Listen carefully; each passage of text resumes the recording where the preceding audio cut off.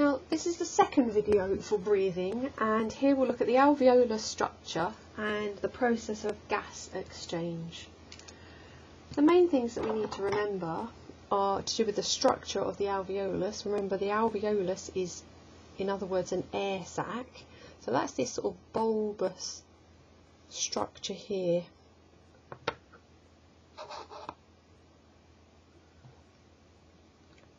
I'm just going to colour that in. So I'm just going to shade in pink. This is the wall of the alveolus itself. The pink section. This is the inside of it, and this is the wall. And that wall is really small. You might remember that it's actually just one cell thick. Really, really small. Really short distance.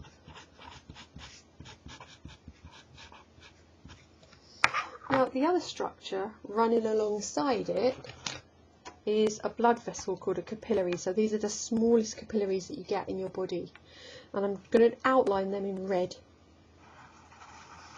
So I'm just drawing one of the walls made up of lots of cells, the capillary, and here is the other wall of the capillary, so you can see it easily.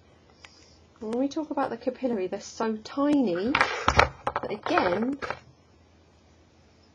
they're also one cell thick.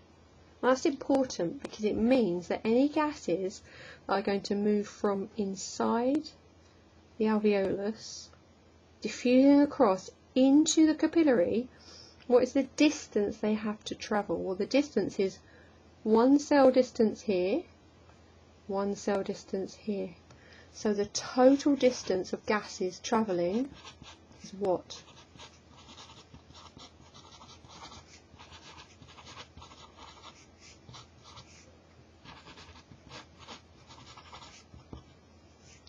So it's just 2 cells thick. In other words, it's a very short distance. And that's important because if you have to travel a very short distance, it's not going to take you very long. And that means the gases that move from the alveolus into the capillary, or the other way around, don't take very long to do so. We'll look at some other structures here.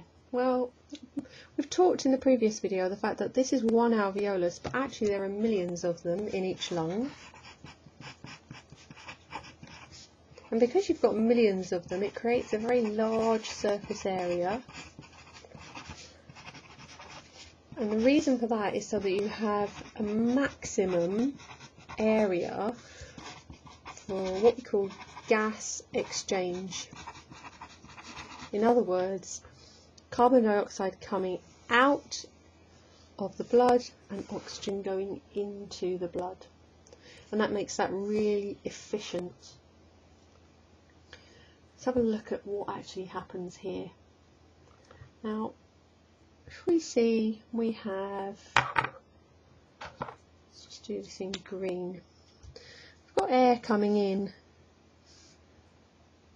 we breathe the air in. It eventually goes into our alveoli, and any oxygen from that air is going to diffuse across into the capillary. And these little structures, a bit hard to see on my diagram, it hasn't got colour, but these structures here are the red blood cells. And those red blood cells, remember their job is to take up that oxygen. So that oxygen is coming in from the air, the oxygen is coming in, it's filling up those red blood cells. Remember, on the cells topic, they contain hemoglobin, which absorbs oxygen. And they look at the arrows, they're carried away, and this is because the blood is flowing.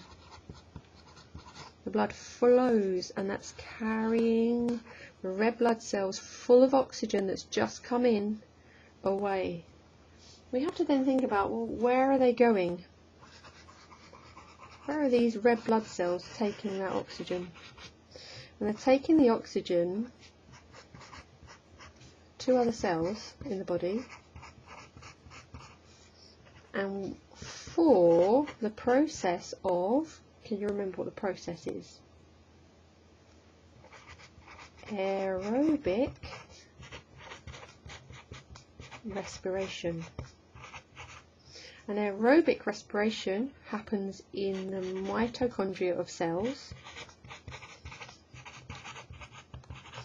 and the point of it is to release, what does it release? Energy.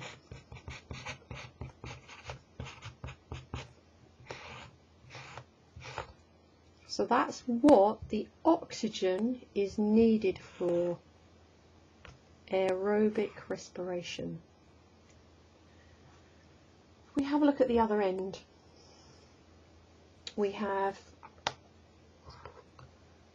some carbon dioxide. This is carbon dioxide here. Now, that carbon dioxide on this diagram, it's not very accurate because it looks like it's coming from a red blood cell, but it's not. It's coming from the plasma, and the plasma is just the yellowy liquid that the blood is made of, with all the cells, white blood cells, red blood cells, platelets, hormones, sugars, salts and so on, all dissolved or being carried in it. So carbon dioxide is dissolved in the plasma and it diffuses across into the alveolus and then is breathed out. So if we think about where's that come from? Here, remember, it's from the plasma, goes into the alveolus, we breathe it out. Where has that come from? Well, we have a think. Carbon dioxide is a waste product of aerobic respiration.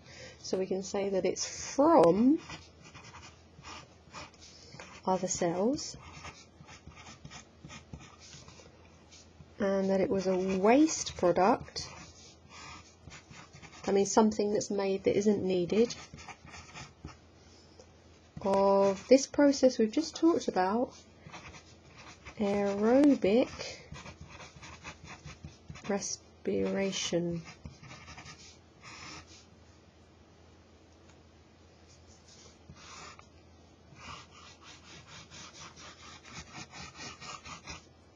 And that's our carbon dioxide.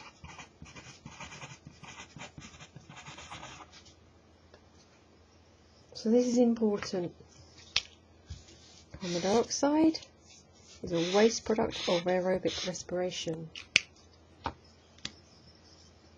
Oxygen is needed for aerobic respiration. This is why it's called gas exchange, because we are giving up the carbon dioxide that is a waste and getting rid of it, breathe it out, and we're taking in the oxygen that is required for aerobic respiration, so that goes into the red blood cells to be carried to all the other cells. We can summarise aerobic respiration as glucose, we get that through food, plus oxygen. We get that from breathing it in, and the red blood cells carry it to all the other cells.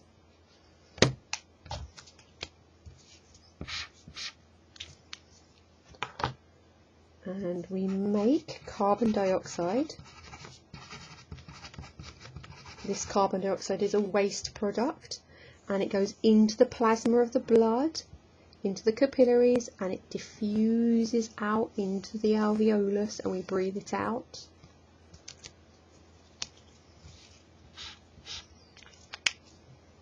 And we also make water and of course energy is released. This whole process here, remember it, is called aerobic respiration.